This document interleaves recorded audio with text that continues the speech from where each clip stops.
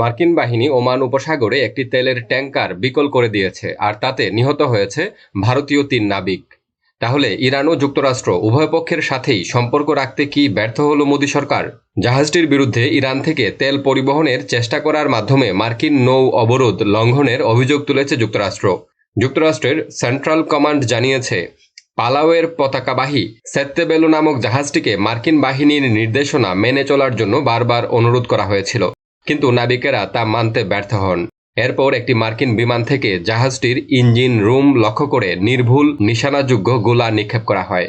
ভারত সরকার জানিয়েছে, ওমান উপকূলের কাছে জাহাজে এ হামলার পর ৩ ভারতীয় নাবিক নিহত হয়েছেন, তবে ২১ ভারতীয় ক্রু বা নাবিককে উদ্ধার করা সম্ভব হয়েছে।